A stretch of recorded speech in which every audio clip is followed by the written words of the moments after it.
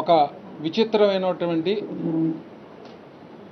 ఒక పనికి మాలినటువంటి సంఘటనని చోటు చేసుకోవడం జరిగింది. నేను ఈ మాటలు ఎందుకు అంటున్నానంటే, నిన్న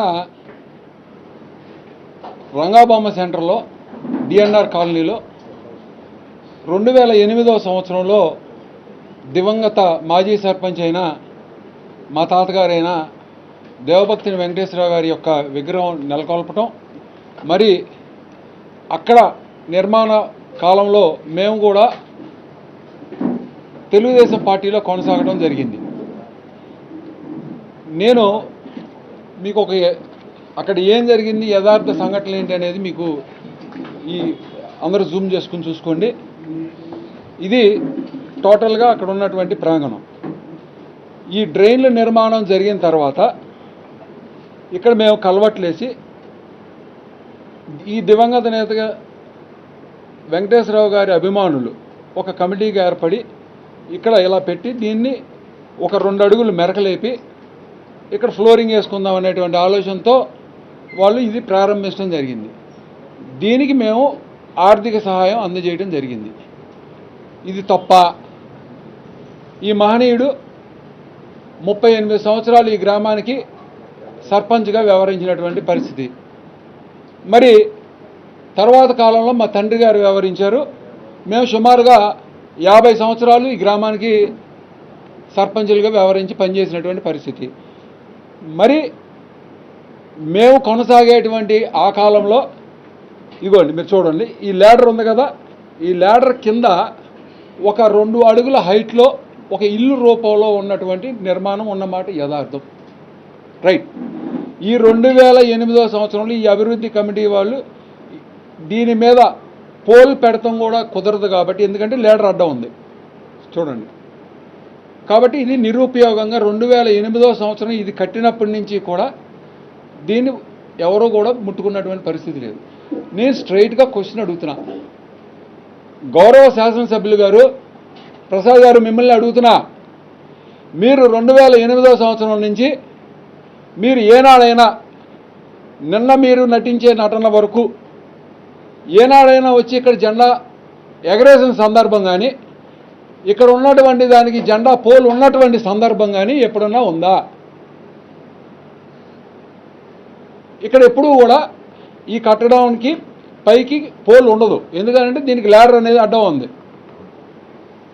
కానీ ఇక్కడ అభివృద్ధి కమిటీ వాళ్ళు చేసుకుని ఒక సస్పెక్ట్ రౌడీ షీటర్ ఉన్నటువంటి వ్యక్తి వచ్చి ఆటంకం కలిగించి వాళ్ళకి విఘాతం కలిగించి ఇక్కడ పనిచేసినటువంటి పని వాళ్ళని దూషణలకు పాల్పడి వాళ్ళని కొడుతుంటే నేను దారిన వెళ్తా ఆగి చూడటం జరిగింది. నేను వాళ్ళకి స్పష్టంగా తెలియజేశా, మీకేదన్నా సమస్య ఉంటే పోలీస్ స్టేషన్లోకి వెళ్ళి కంప్లైంట్ ఇవ్వండి, పోలీస్ యంత్రాంగం వాళ్ళు పిలిపించి అన్నీ చూస్తారని చెప్పా. దానికి వక్ర భాష పట్టి ఎమ్మెల్యే గారు ఒక పిల్ల రౌడీలాగా ఒక 20-30 బళ్ళు వేసుకుని ఇక్కడికి రావడం జరిగింది. సంతోషం, వచ్చారు. మీ పార్టీ దిమ్మలకి మేమేమైనా అఘాతం కలిగించి ఉంటే మీరు ఏ చర్య తీసుకున్నా తప్పులేదు.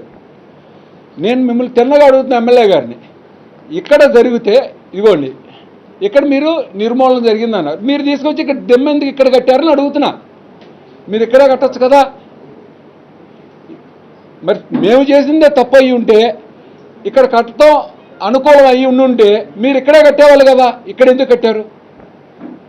మీరు ఇక్కడ దిమ్మ కట్టుకోవడానికి ఇంత రాద్ధాంతం చేయాల్సిన అవసరం ఉందా అని అడుగుతున్నా. అసలు మీరు ఈ మూలకు వచ్చి దిమ్మ కట్టుకుంటే ఎవరికి అబ్జెక్షన్ అని అడుగుతున్నా. మీరు ఎందుకు ఇటువంటి దురాఘాతానికి పాలయ్యారని నేను అడుగుతున్నా. ప్రశాంతంగా ఉన్నటువంటి ఈ గ్రామంలో, ఈ నియోజకవర్గంలో మీరు మనుషులను రెచ్చగొట్టి, పార్టీలను రెచ్చగొట్టి, తద్వారా మీరు లబ్ధి పొందేటువంటి ఆలోచన ఇది అవునా కాదా? మీరు ఇక్కడ కట్టాలి, మీరు ఇక్కడ ఎందుకు కట్టారు చూడండి పోనీ. మరి ఇక్కడ కట్టేదానికి గొడవ అవసరమా? మీరు ఎందుకు ఇంత రాద్ధాంతం సృష్టించారు? మీ పొలిటికల్ మైలేజ్ కోసమా? మీ రీల్స్ కోసమా? మీకు ఎలాగో మంచి పేరు ఉంది, రియల్ స్టార్ బోడే ప్రసాద్ గారని. ఎందుకనంటే మీరు మంచి నటనా చాతుర్యం కలిగినటువంటి వ్యక్తులు, మేమేం కాదంట్లా. ఎందుకంటే మీరు ఇన్స్టామార్ట్లో రీల్స్ చేస్తారు, ఒక రోజు వెళ్ళి ఇంకేదో మీకు చేసే విధానం చాలా గొప్పగా చెప్పుకోవాలి. కానీ మీరు ప్రజల్ని తప్పుదోవ పట్టిస్తున్నటువంటి పరిస్థితి. ఇది ఎలా ఉంటే మీరు గమనించండి. ఇక్కడ నిరుపేదలు ఈ బారు నివసించినటువంటి పరిస్థితి. 16 మందిని నిరాశీయుల్ని చేసి నువ్వు వెలగబెట్టిన పని అంటే ఎన్టీ రామారావు గారి బొమ్మ పెట్టావు. సంతోషం, నేనేం కాదంటలా. ఎన్టీ రామారావు గారు అందరికీ మహనీయుడే. మీరు పార్టీ నుంచి బహిష్కరించినా కూడా ఎన్టీ రామారావు గారిని, తెలుగుదేశం పార్టీ నుంచి బహిష్కరించినా కూడా ఎన్టీ రామారావు గారు అందరికీ దేవుడే, మా అందరికీ దేవుడే. ఎందుకంటే మేము కూడా ఆయన అధ్యక్షులుగా ఉన్నప్పుడు మేము కూడా ఆయన దగ్గర పనిచేసినటువంటి పరిస్థితి. మేము రామారావు గారిని ఎప్పుడు మర్చిపోం. ఆయన ఎన్టీఆర్ తెలుగుదేశం పార్టీ పెట్టుకుని ఆయన అధ్యక్షుడి హోదాలో మరణించిన తర్వాత కూడా మీరు వాళ్ళకి రామారావు గారిని క్లెయిమ్ చేసుకున్నారు, మేమేం కాదంటలా. మరి ఇదే విగ్రహానికి మేము వైఎస్ఆర్ కాంగ్రెస్ పార్టీ జెండాలు కానీ ఆ దరిదాపుల్లో మరి మేము దిమ్మలు కానీ కడితే మీకు ఎలా ఉంటుందని అడుగుతున్నా. మీరు ఎందుకని ఇటువంటి రెచ్చగొట్టేటువంటి పనులు చేస్తున్నారని అడుగుతున్నా. చూడండి, ఇక్కడ ఎన్టీఆర్ విగ్రహం పెట్టారు. ఇక్కడ ఇప్పుడు మా తాతగారి విగ్రహం ఉంది. అంటే రోడ్డు దాటితే అవతల, రోడ్డు దాటితే యువతల. ఇక్కడ నిలువెత్తు 100 అడుగులు జెండా కట్టుకుంటే మేమైనా అబ్జెక్షన్ పెట్టామా? ఇక్కడ మీ ఎన్టీ రామారావు గారి విగ్రహం దగ్గర మీరు 100 అడుగులు జెండా పెట్టి మీరు చాటుకుంటే నేనేమన్నా అబ్జెక్షన్ చెప్పానా? మీరు ఇల్లు పీకారు.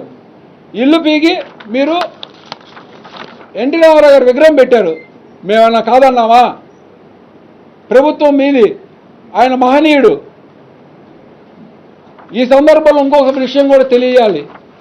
నీది విధ్వంస చేసేటువంటి వ్యవహారం నీదైతే మేము ఉన్నతమైనటువంటి ఆలోచనతో ఎక్కడ విద్వేషాలు రెచ్చగొట్టకూడదు, ఎవరికి ఆటంకం కలగకూడదు, ఎవరికి చిచ్చులు పడకూడదు, పార్టీల మధ్యలో గొడవలు జరగకూడదనే ఆలోచనతో మేము ఎప్పటికప్పుడు అందరినీ సముదాయించడం జరుగుతూ ఉంటుంది. మరి పరిస్థితి ఎలా ఉంటే ఇదిగో చూడండి, మీరు కావాలంటే ఇది 4 రోడ్ జంక్షన్, యువతల పక్కనేమో ఎన్టీ రామారావు గారి విగ్రహం, ఇటు పక్కేమో ఇప్పుడు ఉన్నటువంటి వెంకటేశ్వరరావు గారిది కానీ రంగా గారి విగ్రహం కానీ. ఆ విగ్రహం పక్కనే రంగా గారి విగ్రహం ఉన్నది.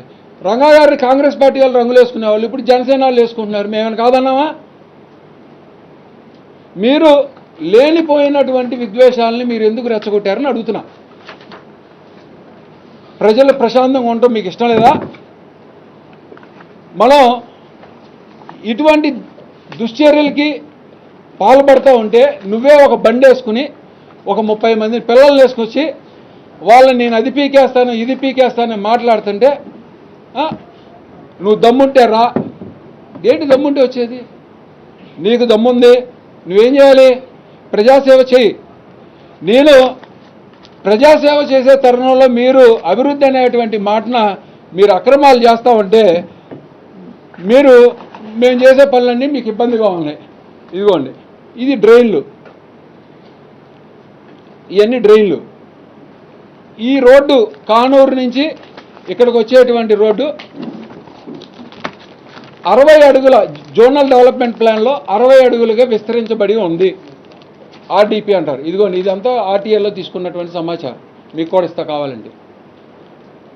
ఆ విస్తరించాల్సినటువంటి ఈ రోడ్ని మేము గతంలో ఇది 60 అడుగులు ఉండాలి కదా, మీరు ఎందుకు ఉన్నది ఉన్నట్టుగా చేశారు? ఆ డ్రైన్లు కూడా నిర్మాణానికి సుమారు 1.5 కోటి ఖర్చు అయినాయి. పర్మనెంట్ స్ట్రక్చర్స్ వేసి కావాలంటే మీ బోట్లు ఏదైతే ఇప్పుడు మన ఎన్కేపాడు రోడ్డు 60 అడుగులు విస్తరించి గౌరవ శాసనసభ్యులు వెంకటరావు గారు పెద్ద బోర్డు పెట్టుకున్నాడు, ఆయన చీఫ్ విప్ అని. అలా మీరు కూడా పెట్టుకోండి. 60 అడుగులు కానూరు నుంచి ఎన్కేపాడు వెళ్ళే రోడ్డుని విస్తరించి జోనల్ డెవలప్మెంట్ ప్రకారం చేస్తే అభివృద్ధికి మేము మిమ్మల్ని అభినందించి మేము సన్మానం చేస్తామని చెప్పాం. కానీ మీరు చేయట్లా. అది కదా నేను ప్రశ్నించింది. నేను ప్రశ్నిస్తే నీకు కోపం వస్తుంది. ఈ డ్రైన్లు ఏంటయ్యా అని అడిగితే ఇది తాత్కాలికమైన డ్రైన్లు మాత్రమే. మీరు ఇచ్చినటువంటి కమిషనర్ గారు ఇచ్చినటువంటి ఆన్సర్. మేము ఇలా అడిగామనుకో మీకు కోపాలు వస్తాయి. మీరు మమ్మల్ని అమలాబూతులు తిడతారు. అంటే గొడవలు ఓడదెత్తానంటావు. ఏం ఓడదెత్తావు?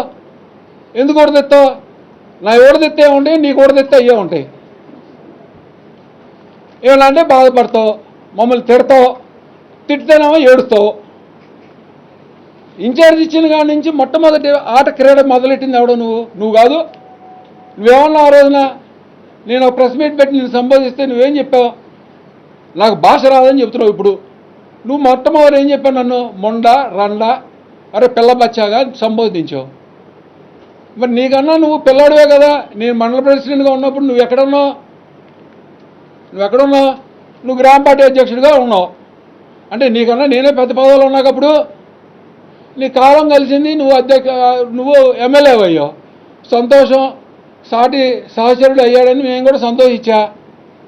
నువ్వు దశల వారీగా పెరగాలి, అంతేగాని మమ్మల్ని పట్టుకుని అమలాబూతులు తిడితే మేము ఊరుకుంటామే? మేము గాంధీవాదాలు ఉన్నాం. ఈ చెంప కొడితే ఈ చెంప కూడా చూపించి బాబు ఇటు కొట్టు అనడానికి. ఈ చెంప చెల్లుము అనిపిస్తే 2 చెంపలు చెల్లుము అనిపిస్తాం. గుర్తుపెట్టుకో, అది మంచి పద్ధతి కాదు. ఈ డ్రైన్లు కట్టే క్రమంలో భారీ అవినీతి, సుమారు 1,50,00,000 రూపాయలకి వీళ్ళు అవినీతికి తెరలేపినటువంటి పరిస్థితి. సోదరులారా, మిమ్మల్ని అడుగుతా ఉన్నా, ఎక్కడైనా ఒక వర్క్ ఎగ్జిక్యూషన్ జరిగేటప్పుడు ముందల టెక్నికల్ శాంక్షన్ అయిన తర్వాత, ఫైనాన్షియల్ శాంక్షన్స్ అయిపోయిన తర్వాత టెండర్లు పిలుస్తారు.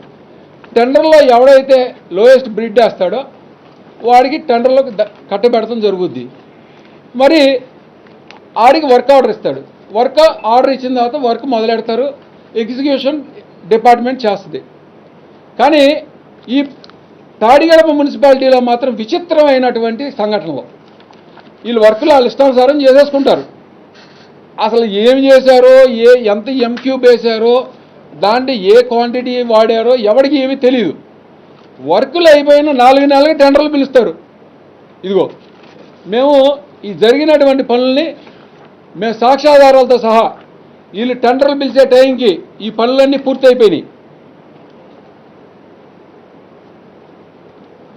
దీన్ని బొకాయిస్తాడు ఎమ్మెల్యే గారు. నిన్న కూడా ప్రెస్ మీట్లో అంటాడు, అది మేమేదో చేసేసాం అలా చేసామని. నేను అడుగుతా ఉన్నా, ఈఎన్సీ గారితో, ఇంజనీరింగ్ చీఫ్ ఆయనతో ఇలా చేస్తాము, ప్రభుత్వంలో ఉన్నటువంటి అన్ని వర్కులు ఇలాగే ఎగ్జిక్యూట్ చేస్తామని చెప్పిస్తే నేను రాజకీయాల నుంచి విరమించుకుంటా. వర్కులు చేసిన తర్వాత టెండర్లు పిలుస్తారు ప్రక్రియ అనేది కనుక మీరు నిరూపిస్తే నేను అసలు రాజకీయాలే చేయను. చెప్పించు, అసలు ఇంజనీరింగ్ డిపార్ట్మెంట్తో చెప్పించు. సుమారు 1,50,00,000 విలువ చేసే వర్కులు మేము ఇది లేవనెత్తితే నువ్వు పార్టీల మధ్యలో విద్వేషాలు రెచ్చగొట్టి లబ్ధి పొందే అటువంటి ఆలోచన. నువ్వు ఇదంతా పొలిటికల్ డైవర్షన్ కోసం నువ్వు నిన్న ఆడినటువంటి డ్రామా. సబ్జెక్ట్ కానటువంటి సబ్జెక్ట్ని నువ్వు అభివృద్ధి అనే పేరుతో అవినీతి చేస్తున్నటువంటి విషయాన్ని మేము బహిర్గతం చేసి ప్రజల్లోకి తీసుకెళ్తున్నాం అనేటువంటి కుయుక్తులతో, ఆలోచనతో మాకు ఎక్కడ మా పార్టీకి మంచి పేరు వస్తుందో అని ఈ ఆలోచనతో నువ్వు పొలిటికల్ డైవర్షన్ కోసం ఎన్నుకున్నటువంటి విధానం. ఇక్కడ ఏం అన్యాయం జరిగిందని అడుగుతా ఉన్నా. అక్కడ